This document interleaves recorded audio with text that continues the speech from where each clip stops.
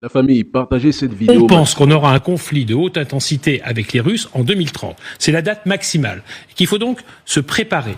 Et donc là, il y a toute une série Attendez, vous dites ça comme ça, tranquillement, on aura un conflit. C'est le scénario. C'est pas moi, c'est le scénario sur lequel on travaille et ça a été adopté lors d'un. Je termine du général là-dessus. Ça a été adopté par les Européens en mars dernier. Il y a eu un livre blanc qui s'appelle être prêt pour 2030 et donc on s'aperçoit aujourd'hui que entre le mois de mars et aujourd'hui, on n'a vraiment pas fait assez de progrès. D'où l'idée de ce fameux mur anti-drone, ces moyens de surveillance maritime, parce qu'on va renforcer aussi la surveillance maritime, parce qu'aujourd'hui c'est une véritable passoire.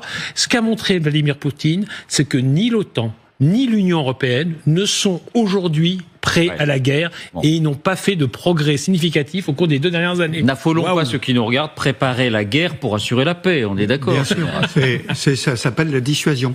Et l'affaire de 2030, on le sait depuis de nombreux mois. Oui. Ça a commencé, c'est une analyse de l'OTAN, une analyse de l'Union européenne. Attendez, on sait quoi exactement? On sait que si la guerre continue comme elle est, la puissance militaire russe, en 2030, aura retrouvé la capacité de repasser à l'offensive.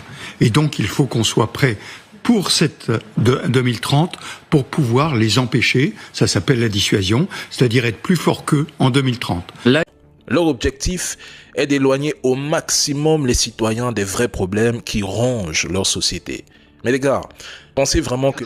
Alors depuis Moscou, eh bien Poutine rit. Au Danemark, l'espace aérien est fermé dans la panique. En Grande-Bretagne, aujourd'hui en Allemagne, aujourd'hui en Belgique, même scène de désordre. Le simple vrombissement d'un jouet de 500 € bloque les infrastructures de plusieurs milliards. Voilà notre modernité européenne, un colosse d'acier qui tremble devant un moustique. À Moscou, Poutine rit, donc il n'a pas besoin de frapper, Poutine. Il joue, il tire les ficelles, il effleure nos nerfs et nous dansons, pris dans la farandole de nos propres frayeurs. Ces drones, Poutine ne détruisent rien véritablement, mais ils dévoilent tout. Ils dévoilent notre vulnérabilité, notre incapacité à tenir debout sans vaciller. Un continent, l'Europe, de 450 millions d'habitants, tétanisé devant un pays de 145 millions d'habitants. Elle est là, la réalité. La disproportion est en réalité obscène. L'Europe s'enorgueillit d'être une puissance douce. Eh bien, en réalité, elle est devenue une puissance fragile.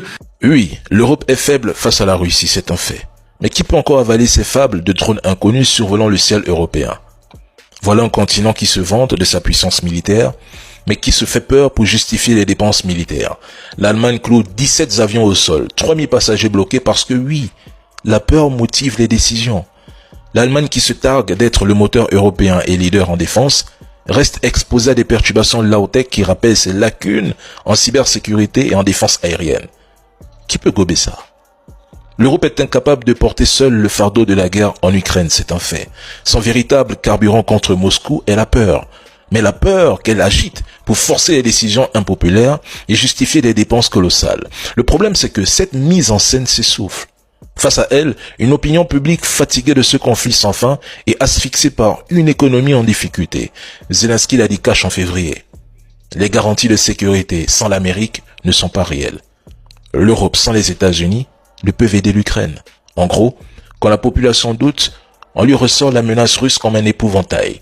Invasion imminente, guerre, cyberattaque massive, espions partout, tout est bon pour maintenir la psychose. En réalité, sans ce récit, cette manipulation, cette propagande, l'Europe n'aurait ni légitimité, ni soutien pour dilapider des milliards dans une guerre qu'elle ne peut pas gagner seule.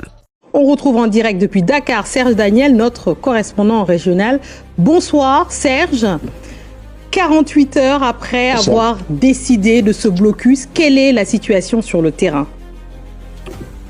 La situation est plutôt difficile sur le terrain parce que les djihadistes du groupe de soutien à l'islam et aux musulmans affiliés à Al-Qaïda ont bloqué les principaux axes routiers de l'ouest du Mali. Vous avez aujourd'hui, par exemple, des bus qui ont été brûlés. Vous avez des civils qui ont été enlevés. Nous avons contacté, par exemple, tout à l'heure dans la région de Caille, la cellule de l'Union des routiers du Sénégal. Ce sont donc des Sénégalais. Vous avez, selon le porte-parole de l'Union des routiers du Sénégal, par exemple, vous aviez sur le territoire malien, dans la région de Caille, 6 civils sénégalais qui ont été, par exemple, enlevés par de présumés djihadistes. Et parmi eux, il y a 2 chauffeurs et 4 apprentis chauffeurs. Vous avez des pétroliers, parce que vous savez que le Mali est un pays continental, donc il n'a pas accès à la mer. Donc les produits pétroliers viennent du Sénégal, notamment. Vous avez les pétroliers qui ne veulent pas faire circuler leurs véhicules parce qu'ils vivent la peur au ventre désormais. Serge, dites-nous quelle est la réaction des autorités maliennes. On se souvient qu'elles ont elles sont arrivées au pouvoir à la suite d'un coup d'État pour mettre fin justement à ces attaques terroristes. Quelle est leur réaction ? Alors la première réaction, c'est le silence. Nous avons, encore une fois, écrit, tenté de contacter les sources officielles. Il n'y a pas de réponse, mais des sources proches de la junte expliquent qu'il y a un dispositif de sécurité qui est en place pour aller sur le terrain, pour renforcer la sécurité, la libre circulation des biens et des personnes, mais c'est un discours déjà entendu. Il faut dire que les hommes d'affaires, les transporteurs, vivent dans la crainte. Ils se sont réunis, par exemple, encore aujourd'hui, pour demander au gouvernement de Bamako, pour demander à la junte au pouvoir au Mali de prendre des dispositions, parce que vous l'avez dit tout à l'heure, ce n'est pas la première fois que les djihadistes décrètent un blocus dans un endroit du Mali. Ils l'ont fait au nord, ils l'ont fait au centre, et actuellement, ils le font